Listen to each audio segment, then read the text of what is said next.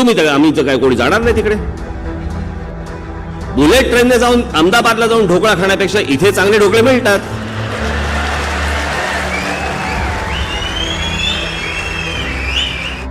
आणि आज आपल्या सर्वांच्या साक्षीने सांगतो, या असल्या कुठच्या गोष्टीने जर समजा मुंबईतल्या मराठी माणसाला किंवा महाराष्ट्रातल्या मराठी माणसाला नख लावायचा जर प्रयत्न केलात ना, धिंगाणा घालूया महाराष्ट्रभर.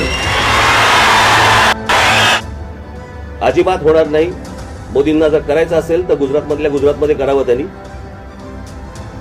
परंतु इथे बुलेट ट्रेन होणार नाही.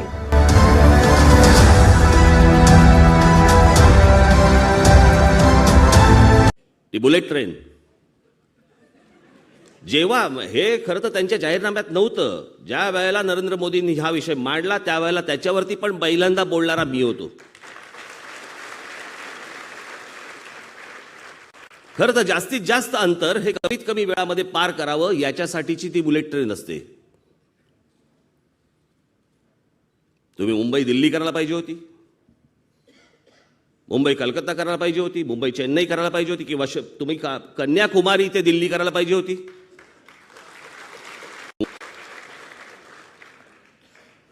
बुलेट ट्रेन त्याच्यासाठी असते. आज दिवसाला साधारणपणे मुंबई विमानतळावरती जर समजा तुम्ही बघितलं तर मुंबईवरून दिल्लीला जाणारी आणि दिल्लीवरनं मुंबईला येणारी सर्व एअरक्राफ्ट जर बघितली जवळपास एक 150-200 विमानं रोज येऊन जाऊन असतात. म्हणजे किती पॅसेंजर्स झाले, म्हणजे गरज सर्वात जास्ती कुठे आहे? मुंबई अहमदाबाद कोणासाठी करताय तुम्ही?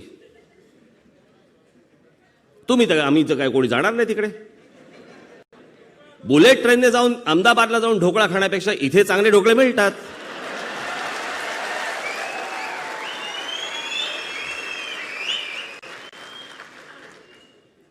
म्हणजे सोय कोणाची लावताय तुम्ही?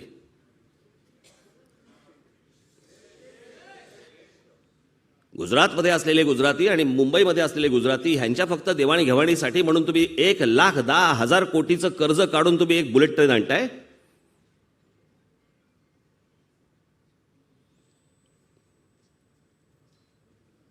काय याच्या मागच्या काही आम्हाला गोष्टी समजत नाहीत काय?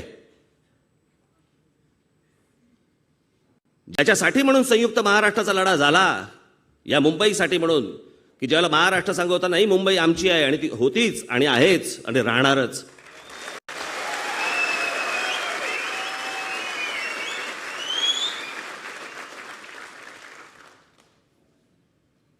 हे जे जुनं स्वप्न आहे की मुंबई गुजरातला जोडायची, हे जे जुनं स्वप्न आहे त्याच्यासाठीचे सगळे उद्योग सुरू आहेत. त्याच्यासाठीचे उद्योग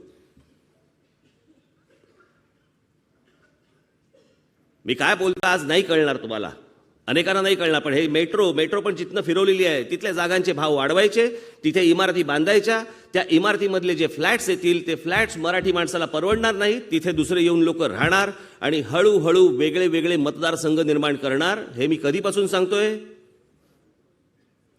हे आपापले मतदारसंघ निर्माण करतात आणि ज्याच्यातनं तुमचं महत्व आणि अस्तित्व हे खलास करायचंय, हे घालवायचंय, मराठी माणसाचं अस्तित्व घालवायचंय.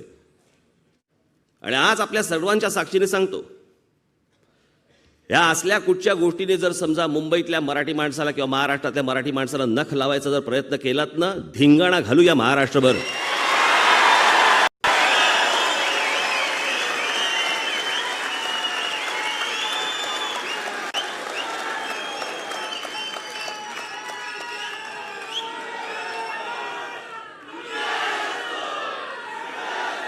तेल लावत गेला मी काय बोललो होतो अगोदर ते.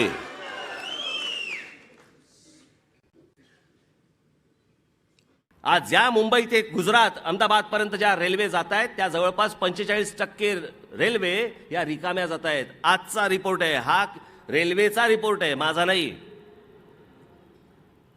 असलेल्या रेल्वेमधनं जर समजा 45% जर समजा लोक जात नसतील, बुलेट ट्रेन कोणासाठी हवी आहे? गुजरात मधले अनेक गुजराती बांधव आहेत, ते स्वतः सांगतायत की आम्हाला बुलेट ट्रेनची गरज नाहीये. आज गुजरातमध्ये आरोग्याचे प्रश्न आहेत, शिक्षणाचे प्रश्न आहेत, नोकऱ्यांचे प्रश्न आहेत, इतर इतके प्रश्न आहेत. ते बोलले आम्हाला कुठे हवी आहे बुलेट ट्रेन? महाराष्ट्राचंही तेच म्हणणं आहे की महाराष्ट्रामध्ये इतके आवासून पडलेत प्रश्न, माणसं वाढली आहेत, लोकसंख्या वाढली म्हणून आमच्या शेतकऱ्यांच्या आत्महत्याला किंमत उरली नाही. कोण माणूस मरतोय त्याला किंमत उरलेली नाहीये.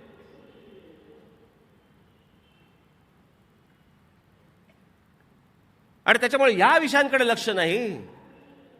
हा बुलेट ट्रेन विषय काय?